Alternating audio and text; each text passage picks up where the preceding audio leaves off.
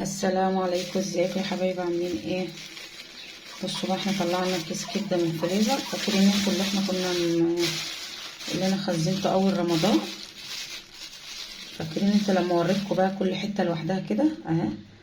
ده انا كنت هعمله بانيه كده بمكرونه اهو، بس عيالي قالوا لي يا ماما احنا زهقنا من الرز وكده، عايزين ناكل حرمشه. فقلت اعملها لهم بقى بايه. انا كان نفسي اتبلها واقليها كده الحته بحتتها كده اهي، تبقى جميله. فانا هقطعها بقى معاكم ونعملها ببصل وفلفل.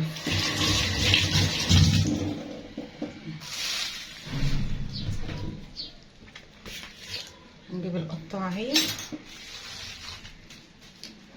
بتيجي كده على فكره، هي بتيجي من عند الجزار كده.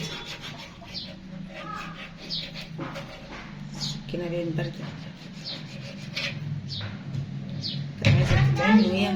كانت عايزه تتعمل وهي متلجه. حلو يا خالد، حلو، انت وقعته كله. كانت عايزه تتقطع وهي متلجه احسن.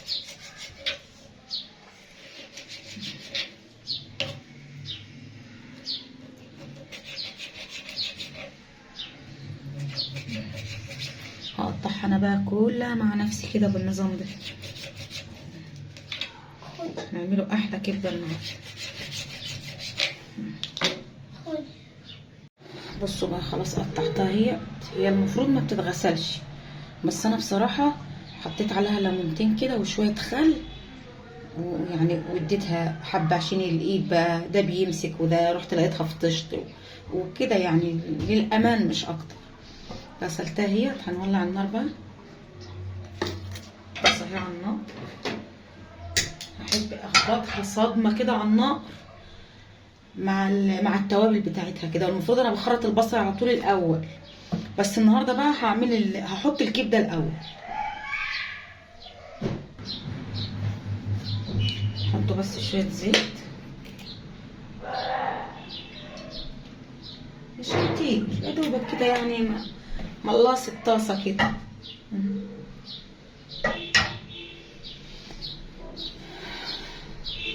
يعني يغلي بس كده، انتوا طشين عليه اللي ما طش. والبصلتين هم البصلتين دول اللي هنحطهم، والفلفل هنخرطه برضو، الفلفل موجود.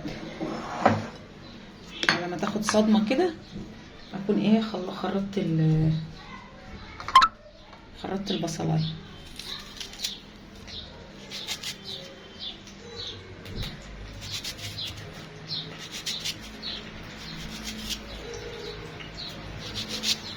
انا طول عمري بحط البصلايه الاول، احمرها كده حلو وبعدين احط الكبده.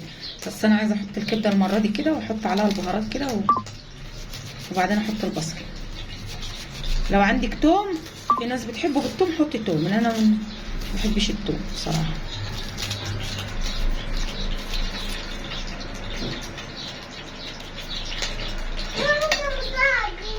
عايز بطاطس؟ لسه هقلي بطاطس.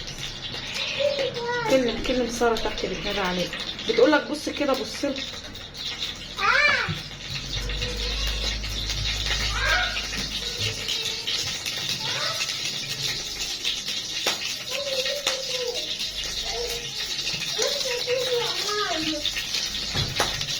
مين اللي بيقول لك كده؟ نص فيه؟ بتقول لك طز فيك، قول لها طز فيك انت.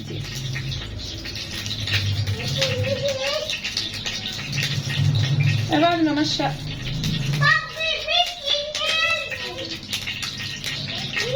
يلا بقى نحط الكبده اهو.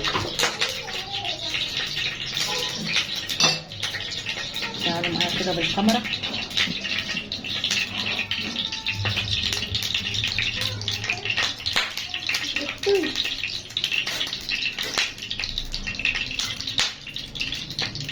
ايه كده.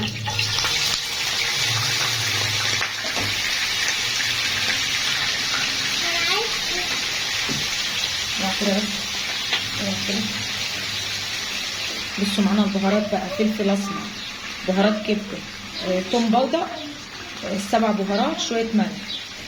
عشان هنقلب الملح لا يطلع حاجه.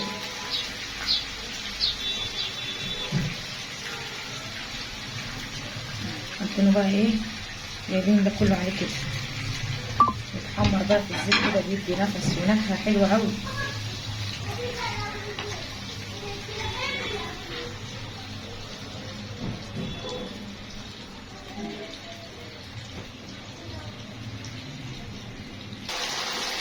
بس خلاص اديناها صدمه وغلت لها غلوتين كمان اهي، وحطينا توابلها. هنحط البصل بقى.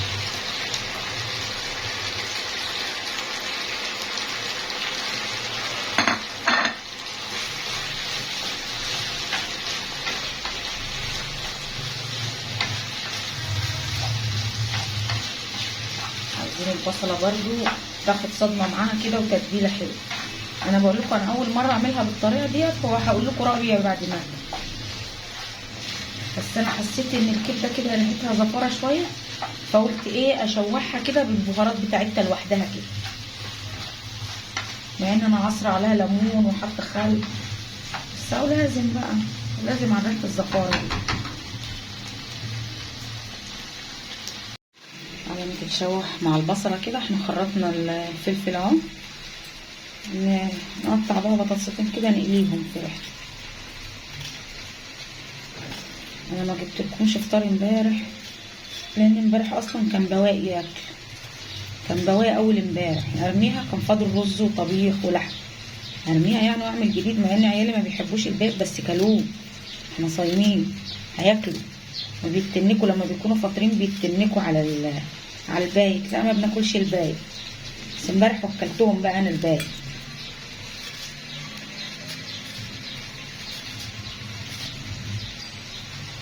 هما بيحبوا اكل اليوم بيوم.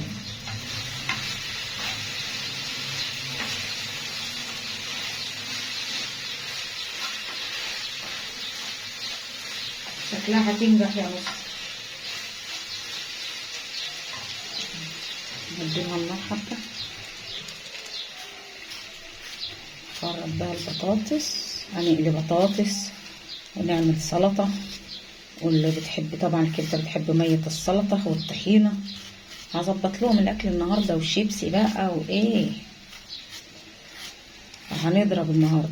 ومخللات بقى، طبعا انتوا عارفين انا مخلله معاكم المخللات بتاعه رمضان، وان شاء الله هتكفينا لحد يعني عايزه اقول لكم كمان يومين بس، هضطر اجيب تاني يعني، لان انا بصراحه جبت زيتون من بره كان ممرر وكان طعمه وحش، والكيلو بايه يعني، الكيلو مش رخيص، ده الكيلو ب120 جنيه، مديني الربع ب30 جنيه، بس كويس ان انا ما جبتش الا ربع،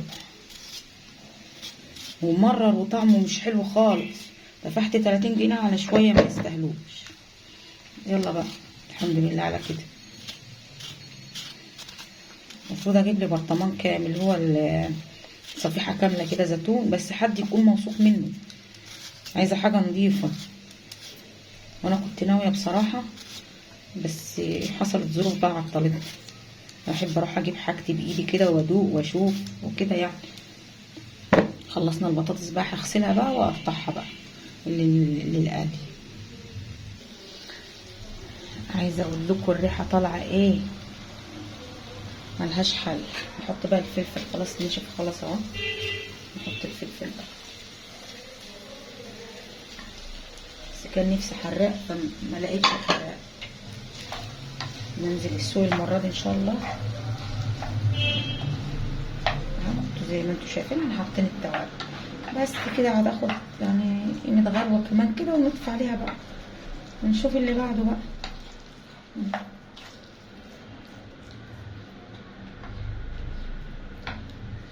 هنا تعتبر طابت، خدت غلوتين لوحدها وخدت غلوتين بالبصل، تاخد غلوتين كمان بالفلفل، وخلاص على كده ناكل بقى منها ان شاء الله ساعه الفطار.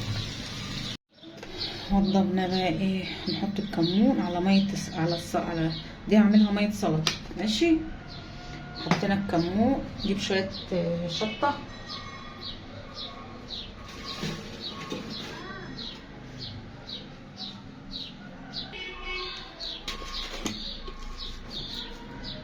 شويه شطه اهمت عشان برضه العيال ده عشان ما يبقاش حرق قوي، كمان شويه ماشي. نحط بقى نعصر ليمونه كده.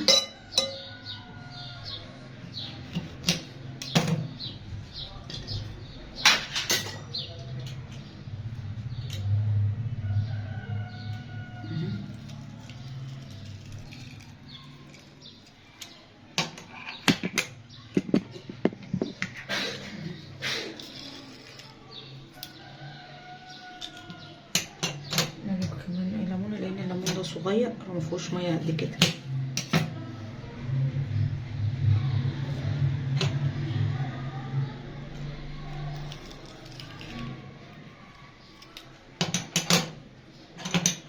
هحطه في 3 طباص عشان العيال بتوع تتعارك على ميه السلطه. نحط بقى الملح.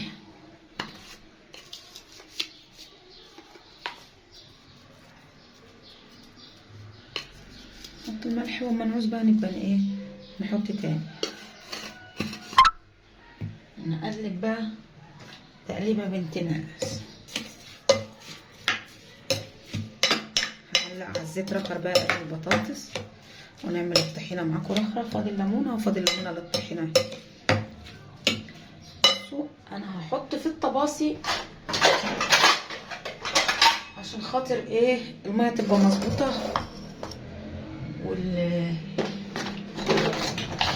والسلطه تبقى مظبوطه. بصوا بقى كل واحد حبه كده نقسمه على 3 طباصي. ماشي. بعدين نحط الميه بتاعتنا ونخرط بقى السلطه مكانها. نرفع شويه نخليه متساوي كده.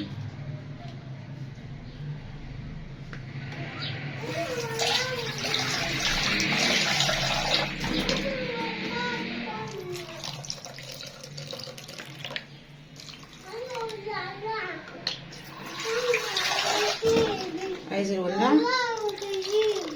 الولاعة تجيبي؟ عايز الولاعة مني؟ هتدخن ولا ايه؟ في زيبي.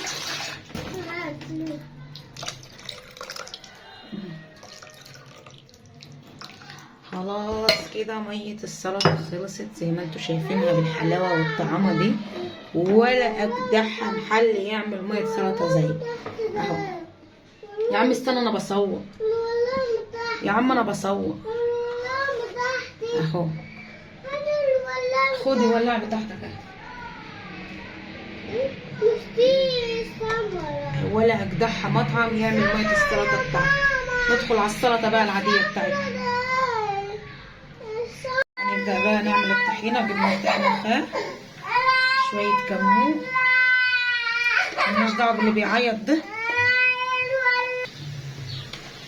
نحط بقى شوية شطة.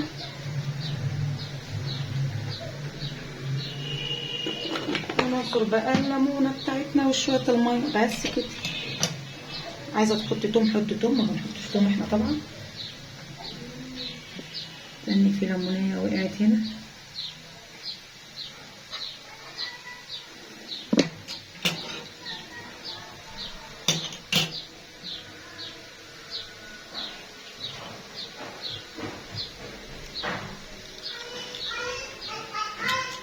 ليمون زمانه صغير فما فيهوش ميه. فاهمه؟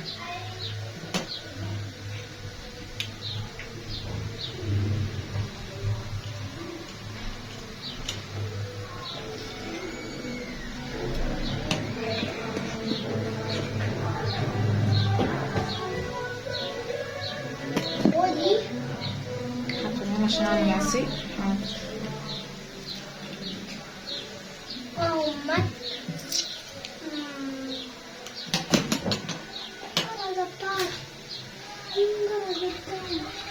نجيب الميه بقى.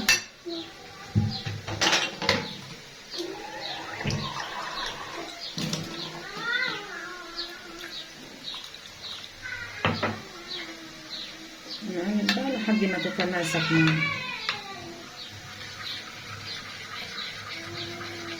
شويه ملح. صح نسينا الملح.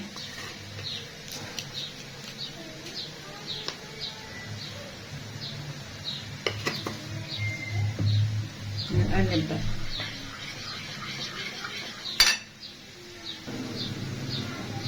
خلاص اهي.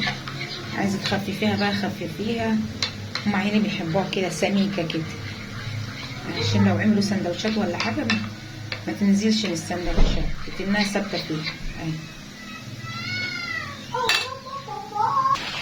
وخرجنا السلطه الاخرى اهي. هنحط بس على الملح اهي، ديت خضره على جزر على خيار على طماطم اهي. بنقلي البطاطس بقى وخلاص كده خلصنا. نوريكم بقى السفره النهائيه واحنا بنوضب بقى. خلاص كده خلصنا. وده عصير اللي هو الكنتالوب بقى والاناناس زي ما بتسموه اهو. ودي السفره بتاعتنا بقى في النهايه. عملنا بطاطس مقليه وكبده وشيبسي وسلطه وميه سلطه وطحينه. انا مقلب التليفون كده اجيب لكم السفره من اولها لاخرها.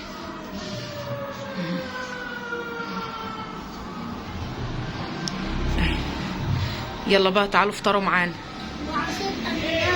وعصير اناناس.